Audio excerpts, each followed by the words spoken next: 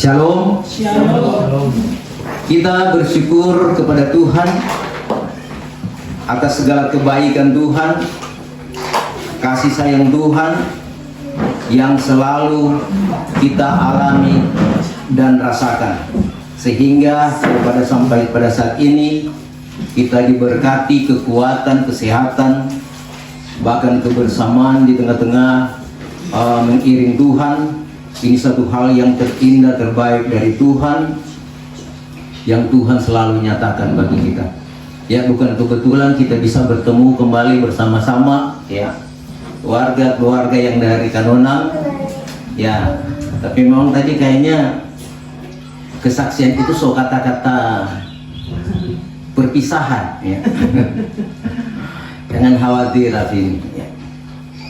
Ini bukan perpisahan selama-lamanya. Ada DP waktu, Tuhan akan pisahkan. Jadi selama kita masih ada dalam dunia ini, jangan dulu bilang selamat tinggal sayang. Jangan dulu. Kita masih bisa bertemu karena kuasa Tuhan itu di atas segala-galanya. Kita bisa mengatakan, iya, kita nggak suka, kita masih sayang. Tuhan bisa pertemukan, Tuhan bisa pisahkan. Itulah kuasa Tuhan. Kita harus menyadari siapakah kita, ya. Kita ini hanya manusia biasa, terbatas. Tapi Tuhan itu tidak terbatas dan luar biasa, ya. Kalau begitu ya sunya nak mau datang. Ya, kembali lagi sunya nak mau pikir-pikir di tanpa yang tidak enak, ya, bukan. Kita baca firman Tuhan. Firman Tuhan adalah segala-galanya. Amin. Ya. Mari kita bangkit berdiri, kita menghormati firman Tuhan. Firman Tuhan saya akan ambil di dalam kitab Nahum. Nahum pasal 1 ayat 7. Minta tolong. Nahum 1 ayat 7. Bahwa Tuhan itu baik dan suatu perlindungan pada masa kesekian. Diketahuinya akan mereka sekalian yang harap padanya. Iya. Terima kasih dan silakan duduk. Nabi Nahum adalah nabi yang dipanggil, dibentuk, diproses oleh Tuhan untuk melaksanakan pekerjaan Bapa di sorga. Dipercayakan untuk bernubuat kepada orang-orang pilihannya yang sudah jatuh berkelimpangan dengan berbagai-bagai kejahatan dan dosa. Orang yang dipakai Tuhan bukan senang-senang. Sedangkan orang yang dipakai Tuhan saja susah-susah, apalagi orang yang tidak dipakai Tuhan, ya. Namun ini jadi pilihan bagi kita. Apa yang kita mau pilih? Ada di dalam Tuhan atau ada di luar Tuhan? Memang pekerjaan Tuhan, saudara, suci kudus, hanya diuntukkan kepada orang-orang yang benar-benar sudah dibentuk oleh Tuhan, diproses lewat cara Tuhan, sehingga benar-benar pikiran Tuhan, rancangan-rancangan Tuhan itu dia lakukan. Jadi hamba Tuhan bukan menyampaikan kehendak, kemauan, atau hamba Tuhan memaksakan. Tidak, saudara. Semua yang terjadi sesuai dengan rancangan perbuatan Tuhan. Dan perbuatan Tuhan itu, saudara sekalian, ajaib. Tuhan bisa menciptakan langit dan bumi, segala isinya, kita pun diciptakan oleh Tuhan. Ada yang salah di sana? Tidak ada yang salah. Tuhan melihat apa yang diciptakan dari hari pertama sampai hari yang ke-6, suci kudus, mulia adanya, sempurna adanya. Itu perbuatan Tuhan, pekerjaan Tuhan. Dan pekerjaan-pekerjaan inilah yang dipercayakan Tuhan bagi saya dan saudara, baik sebagai gembala, sebagai hamba Tuhan, maupun sebagai sidang jemaat. Kerjakanlah pekerjaan Tuhan. Sebab itu kalau kita berpikir, untuk apa kita ada dalam dunia, ya. Di dalam dunia pun kita hanya sementara. Apa yang kita mau buat, apa yang kita mau pikirkan, Namun saudara, kehidupan manusia dibentuk ada tubuh jasmani atau lahiriah, ada tubuh rohani. Tubuh jasmani ini selalu memikirkan tentang makan, minum, pakai. Ya, kalau tidak terpenuhi, maka dia mulai khawatir, gelisah. Dia seakan-akan menjadi susah, bahkan tidak berdaya kalau tidak terpenuhi itu kebutuhan jasmani. Namun di sana Tuhan juga memberikan kita tubuh rohani. Apakah tubuh rohani ini? Kita beri makan, kita beri minum, kita penuhi kebutuhan-kebutuhan. Ini yang jadi pertanyaan, saudara. Tubuh rohani ini adalah membawa kita kepada kehidupan yang kekal. Sebab itu, perhatikanlah tubuh rohani. Ayat firman Tuhan pada saat ini ya mengatakan bahwa Tuhan itu baik. Ya.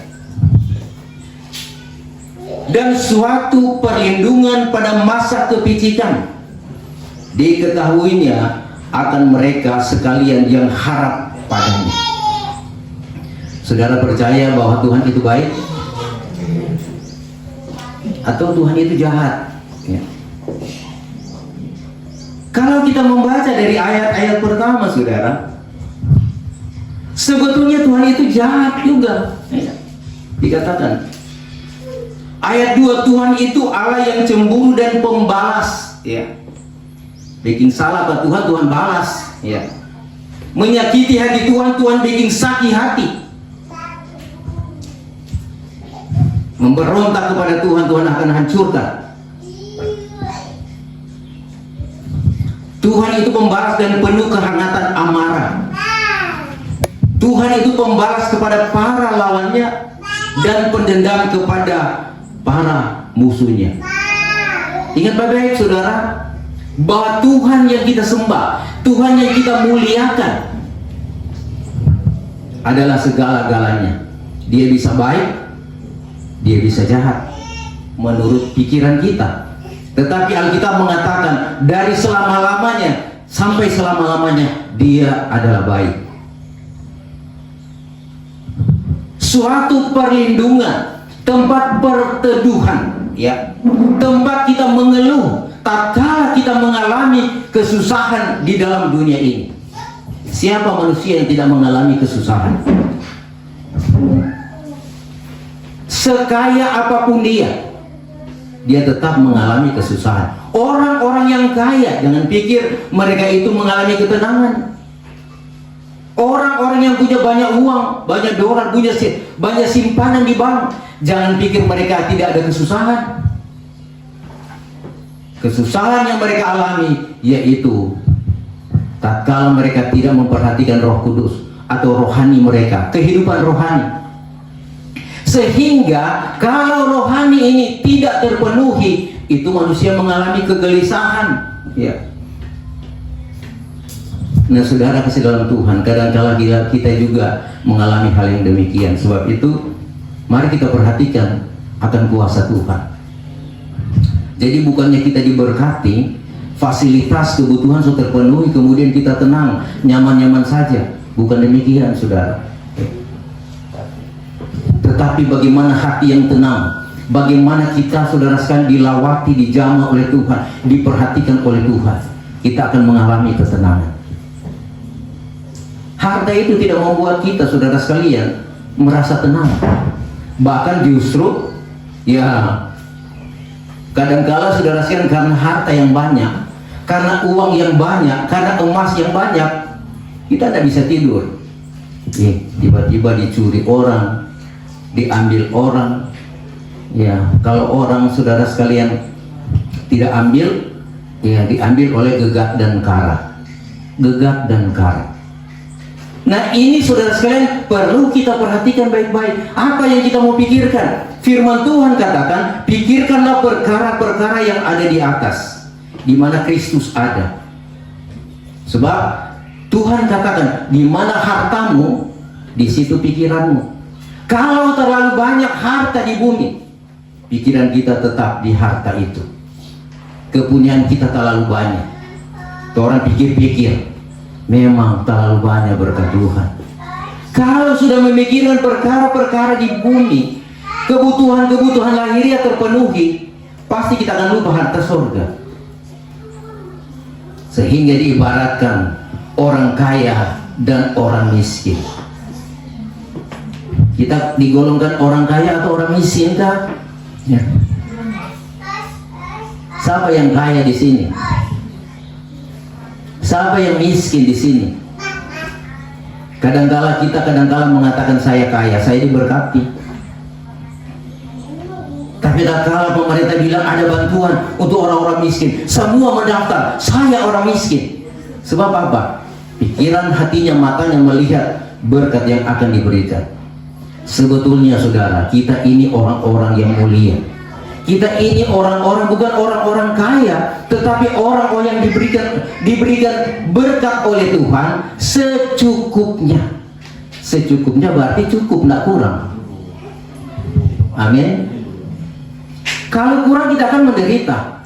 Kalau lebih pun kita akan jadi sombong, lupa Tuhan, lupa saudara, tidak mempedulikan keluarga. Sebab itu Tuhan berikan secukupnya. Orang yang hidup dalam kecukupan, dia akan memuliakan Tuhan. Kalau orang kaya saudara, ya semua terpenuhi. Mau makan enak terpenuhi, mau berpakai pakaian yang memang style yang luar biasa, mau barang-barang yang mahal, mau beli di luar negeri pun dia akan terpenuhi, ya. Tetapi kalau orang-orang miskin, sedangkan dicabok pun sehingga mati, dia mau tidak dapat beli barang-barang yang murah, ya. Nah, ini perbandingannya. Tuhan katakan orang kaya itu, ya, dalam Lukas pasal 16, orang kaya itu saudara sekalian, kebutuhannya memang wow, luar biasa. Hari-hari bikin pesta, mengundang, makanan disediakan, minuman luar biasa. Tetapi orang miskin kasihan, mau tunggu-tunggu menantikan apa yang jatuh daripada meja orang kaya itu untuk makan, untuk memenuhi kebutuhan. Kelaparan dia, saudara. Tetapi pada akhirnya semua mati, baik orang kaya mati, orang miskin juga mati. Namun saudara, tempatnya itu berbeda. Satu di pangkuan Ibrahim, satu di neraka. Di pangkuan Ibrahim, saudara sekalian senang-senang, tapi di neraka itu menderita. Saudara memperhatikan semua ini, bahwa apa yang harus kita cari dalam dunia ini.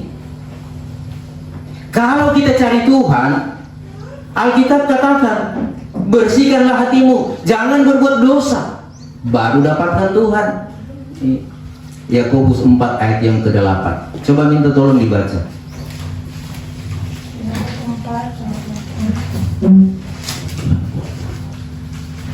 Hampirilah Allah, maka ia akan menghampiri kamu. Bersihkanlah tanganmu, hai orang-orang berdosa, dan sucikanlah hatimu, hai orang-orang yang bercabang hati. Iya, hampiri Allah, artinya mendekatlah kepada Tuhan, maka Tuhan akan mendekat, Tuhan akan menghampiri. Dan dikatakan, bersihkanlah tanganmu, hai orang-orang yang berdosa. Artinya suci, kuduskan dirimu, baru datang kepada Tuhan. Ini sebetulnya jelas, nah ada yang kurang, saudara. Kalau kita mau datang kepada Tuhan. Namun saudara, ya Alkitab juga mengatakan, ya, ada orang yang cari Tuhan yang seada-adanya. Matius pasal 15, dengan mulutnya dia memuliakan Tuhan, tapi hati jauh daripada Tuhan, ya. Artinya dia bawa Tuhan seada-adanya. Tuhan lebih tahu, saudara. Keadaan kita saat ini Tuhan yang lebih tahu. Apakah kita cari Tuhan dengan sesungguh-sungguh hati, dengan segenap hati, atau hanya seada-adanya?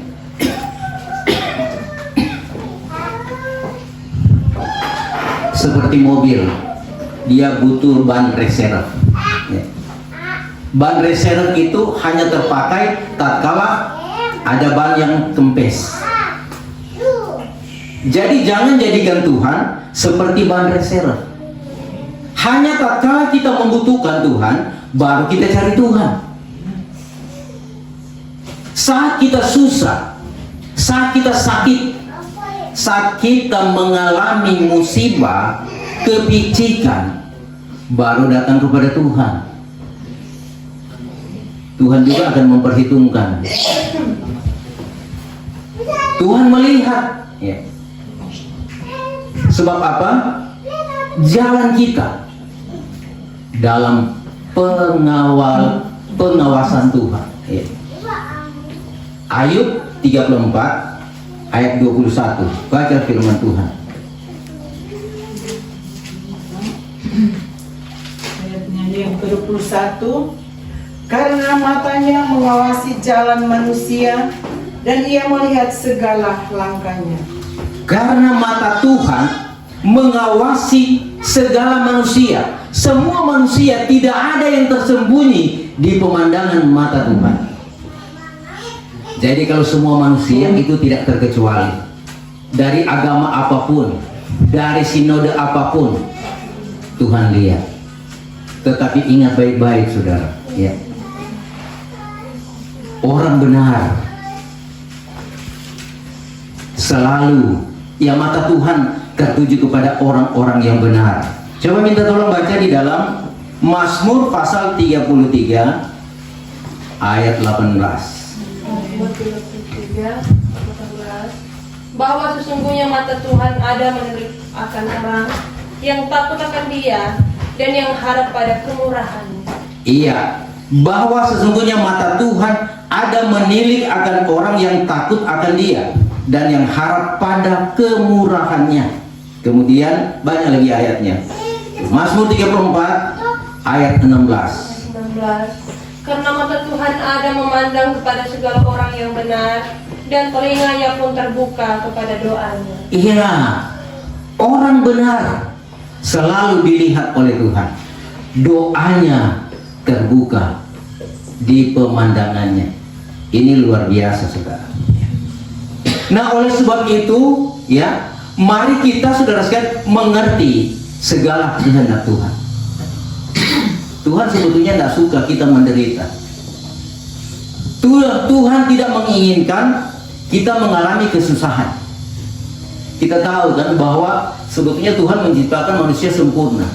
Tetapi manusia itu yang melanggar hukum Tuhan, perintah Tuhan, jatuhlah dalam dosa. Nah, dosa ini yang membuat manusia jatuh dalam kesusahan. Jadi kesusahan-kesusahan yang kita alami di hari-hari ini sebetulnya cuma karena perbuatan kita. Jadi ingat saudara sekalian, jangan sembunyi-sembunyi dengan Tuhan, ya. Terbukalah kepada Tuhan. Kalau salah, minta ampun kepada Tuhan.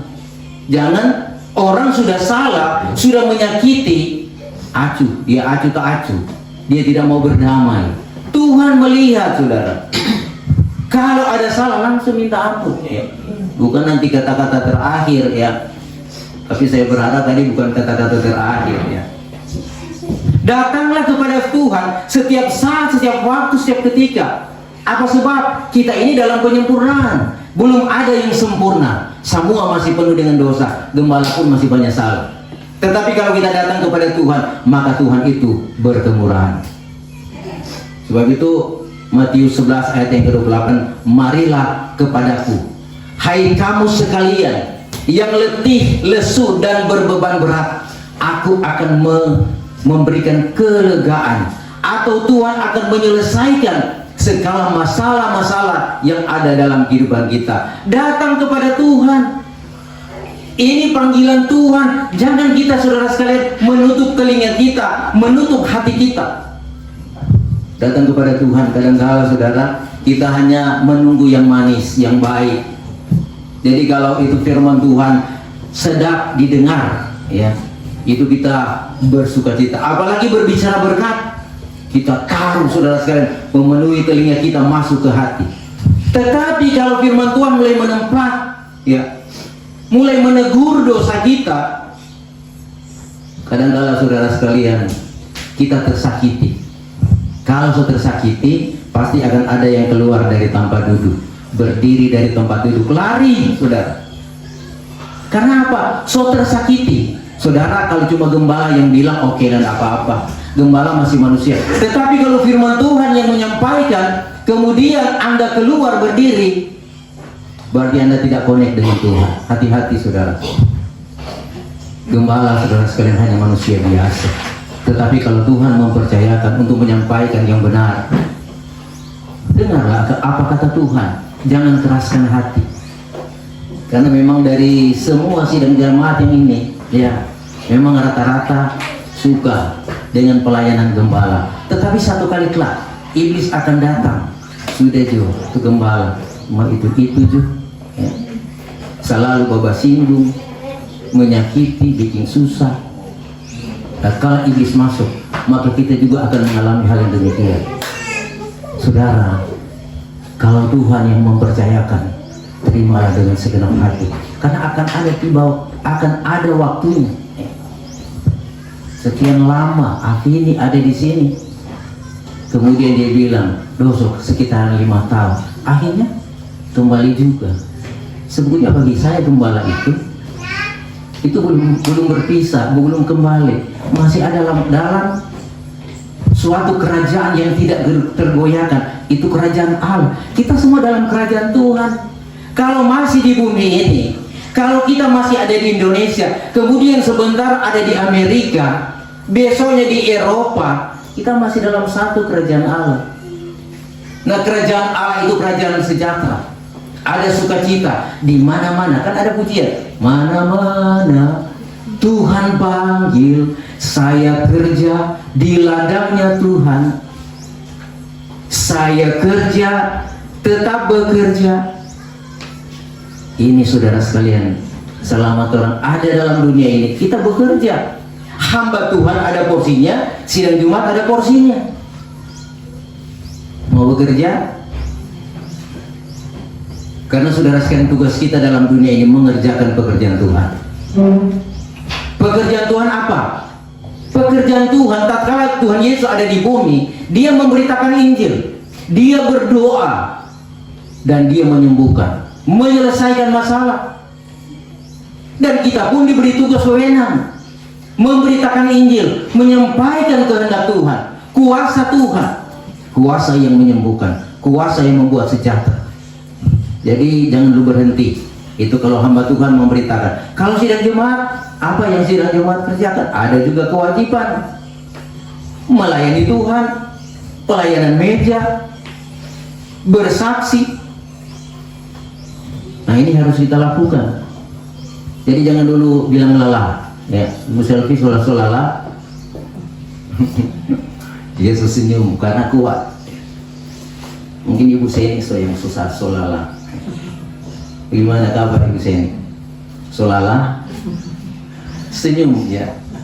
Kalau Tuhan lihat orang senyum, Tuhan bahagia. Sedangkan Pak Yori saja ada kesukaan melayani Tuhan. Kalau minggu lalu, ya gembala pun biar cuma dengan clay datang beribadah. Apa sebab? Ada kesukaan di dalam Tuhan, saudara. Sekali lagi, apa yang orang mau cari? Tuhan tempat perlindungan. Di luar Tuhan ada kesusahan, saudara. Sebab itu jadi pertanyaan, orang mau pikul salib karena Tuhan atau karena dunia ini? Ya. Nah, saudara kasih dalam Tuhan, ya. Firman Tuhan memang menegaskan di mana orang mau cari ketenangan pada masa-masa yang suka, masa-masa yang sulit. Memang firman Tuhan katakan ada yang bermegah karena harta, karena kekayaan dia megah bangga. Ada yang bermegah karena kekuatan, karena power, dan ada juga yang bermegah karena nama Tuhan. Nah, dalam hal inilah kita menentukan sikap. Kita mau bermegah atas apa yang ada.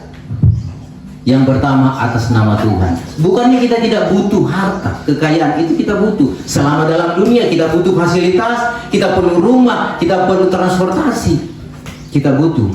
Namun saudara sekalian, yang paling utama dalam hidup kita dekat dengan Tuhan. Raja Daud katakan, hanya dekat Allah saja aku tenang.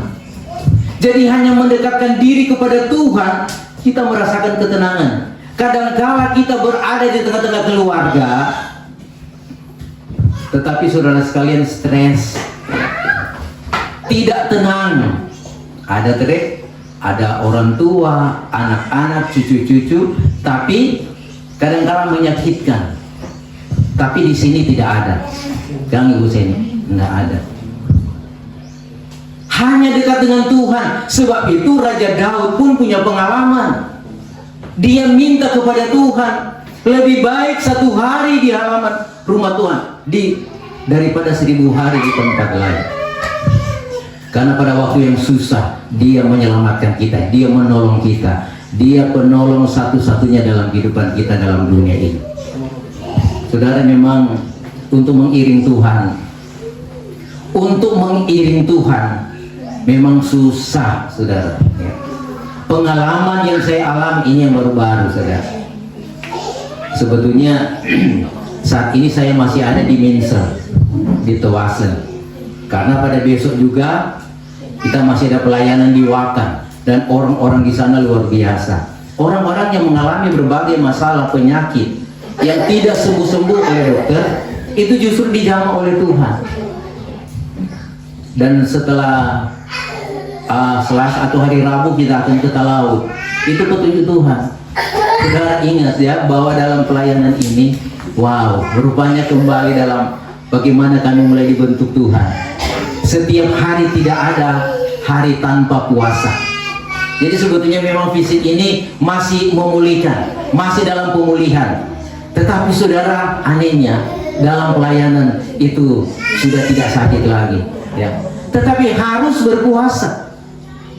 Dan saudara sekalian, program dari pelayanan ini bukan hanya di Talaut. Jadi mungkin minggu depan gembala mungkin akan mohon izin dari jemaat, tapi akan ada hamba Tuhan yang akan datang di sini. Sebab itu berdoa. Kemudian pada bulan Mei tim ini akan ke Toraja, dan pada bulan Juni akan ke Kalimantan, satu tempat yang jauh-jauh, saudara. Tapi inilah proses melayani pekerjaan Tuhan. Sebab itu saudara, selagi ada kesempatan kita bersama-sama, mari kesempatan ini kita buat suatu keharmonisan. Mazmur 133, alangkah baik dan indahnya apabila saudara bersaudara duduk makan bersama. Ya, mungkin lebih bagus kita baca meskipun sudah sering kita baca. Mazmur 133 ayat 1 mulai.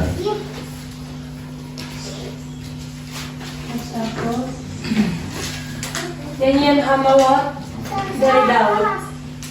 Lihat apalah bagaimana baiknya dan bagaimana manisnya apabila orang yang bersaudara itu lagi duduk bersama-sama. Terus adalah ia itu seperti minyak yang indah-indah pada kepala, yang turun kepada janggut, yaitu janggut Harun, lalu turun sampai ke leher jubahnya. Adalah ia itu seperti embun dari Hermon, yang turun kepada bukit-bukit Sion. Karena di sanalah disuruhkan Tuhan berkat dan kehidupan sampai selama-lamanya. Iya, saudara sekalian, ya. Firman Allah, apalah bagaimana, ya, lihat apalah bagaimana baiknya dan bagaimana manisnya apabila orang yang bersaudara duduk bersama-sama. Kita ini saudara dalam Tuhan. Amin. Alangkah baiknya di pemandangan Tuhan, saudara-saudara itu duduk bersama-sama dengan baiknya. Jadi jangan duduk ya baku-baku marah, sama-sama tapi nyandak baku senang. Ya, tapi di sini ya nggak ada yang begitu. Amin. Amin, Ibu Rati, nggak ada, saudara. Ya. Tetapi di sana Tuhan menunjukkan apa? Karena di sanalah disuruhkan Tuhan berkat dan kehidupan sampai selama-lamanya. Dalam persekutuan Tuhan menyuruhkan berkatnya, kehidupan kekal sampai selama-lamanya. Hanya di dalam persekutuan seperti ini, ya. Sebab memang ini yang Tuhan mintakan. Kamu harus beribadah kepada Tuhan, bersekutu dengan Tuhan, dengar firman Tuhan, mengerti dan melakukannya. Anugerah-anugerah Tuhan dipertambah-tambahkan, semakin disempurnakan, sehingga kita menjadi sempurna, menjadi pengantin Tuhan. Saudara menjadi pengantin Tuhan, jangan bermasa bodoh, tetapi berusahalah, berbuat baik, berbuat benar, berbuat adil. Pikirkanlah apa yang menjadi kehendak Tuhan dan lakukanlah dengan setia. Dan pekerjaan-pekerjaan yang kita kerjakan, ya, sudah disentil. Kita mengerjakan keselamatan masing-masing. Jadi masing-masing kerjakan keselamatan masing-masing, kata firman Tuhan, ya. Sebab di dalam kitab Yehezkiel, bapa tidak dapat menolong anak, anak pun tidak dapat menolong bapaknya. Masing-masing akan menghadap kursi pengadilan Kristus. Masing-masing akan bertemu dengan Tuhan, mempertanggungjawabkan apa yang dikerjakan selama dalam dunia ini, baik atau jahat, pertanggungjawabkan kepada Tuhan. Namun saudara sekalian, Tuhan katakan kepada orang pilihan Tuhan, bersiap-siaplah engkau untuk bertemu dengan Tuhan Allahmu. Jadi firman Allah katakan, kita bukan nanti bertemu dengan Tuhan tatkala kita sudah mati, saudara. Itu saudara sekalian, firman Tuhan katakan. Tetapi selagi kita masih hidup, mari kita memperhadapkan diri kita benar kepada Tuhan. Jadi orang tidak mengerti, tidak beriman kalau berpikir nanti mati baru ketemu Tuhan. Saat ini juga Tuhan ada dengan kita. Pelayanan-pelayanan yang kami lakukan, saudara, ternyata orang-orang yang dipanggil oleh Tuhan, mereka mulai berbicara dengan Tuhan. Setiap pengeluhan mereka sampaikan kepada Tuhan, ada jawaban Tuhan, jawaban Roh Kudus. Tuhan berikan petunjuk, jangan berdosa, jangan berbuat salah, cari hadirat Tuhan, banyak baca Alkitab, banyak berdoa. Itu Tuhan kasih solusi, ya. Setiap masalah-masalah ada dia punya jalan keluar. Tuhan adalah jawaban dalam setiap kehidupan kita. Sebab itu saudara, mari kita yang masih diberikan kesempatan waktu kita hidup, bergerak, bernafas, kita pergunakan baik-baik untuk cari hadirat Tuhan. Hidup dalam keharmonisan, hidup baik, benar, dan adil. Hilangkan itu rasa benci, ya. Tidak suka, ya. Kasih hilang semua itu. Apapun yang terjadi, kalau memang itu salib, ya pikul. Kalau memang beban yang Tuhan percayakan, minta kepada Tuhan. Jadi jangan minta kepada Tuhan, lalukanlah beban ini. Jangan begitu, saudara. Tapi mintalah kepada Tuhan kemampuan untuk bisa memikul masalah itu, bisa menyelesaikan. Karena saudara sekalian, Tuhan memperhatikan kita. Ayat tadi dikatakan, saudara sekalian, Tuhan memperhatikan kita manusia dan melihat segala langkah kita. Tidak ada yang tersembunyi di pemandangan Tuhan. Sebab itu saudara sekalian, tatkala kita menyadari bahwa Tuhan itu tempat perlindungan, tetapi Tuhan itu juga sumber murka, ya. Laut bisa kering, sungai bisa kering, gunung-gunung bisa bergoncang karena kuasa Tuhan. Tetapi dia baik kepada orang yang mencari hadirat Tuhan. Kalau dia baik, dia sayang, ya. Setiap hari dia menaruh pinjam, kasih pinjam. Jadi nyenak lagi bawa pinjam pak orang, tetapi pinjam ke Tuhan, ya. Tapi biasanya kalau manusia ya pinjam soal lahiriah, tapi kalau Tuhan dia kasih pinjam soal waktu, keselamatan. Dia kasih setiap hari kekuatan, kesehatan, sehingga orang yang dalam Tuhan tidak berkekurangan. Selama kita melekat pada pokok anggur yang benar, artinya kita tetap berpegang teguh pada pengajaran yang benar, maka kita akan jadi benar, kita akan menjadi senang, dan kita akan mengeluarkan buah-buah kebenaran. Orang yang melekat pada pokok, dia akan tetap berbuah-buah, ya. Tapi kalau tidak melekat kepada pokok atau tidak melekat kepada Tuhan, mana mau berbuah, ya. Tetapi saudara sekalian, firman Tuhan itu ya dan amin, ya. Kita bersuka cita, kita masih diperkenankan oleh Tuhan. Puji Tuhan, saat ini juga kita diperhadapkan dengan perjamuan kudus. Kita tunduk kepala dan kita berdoa.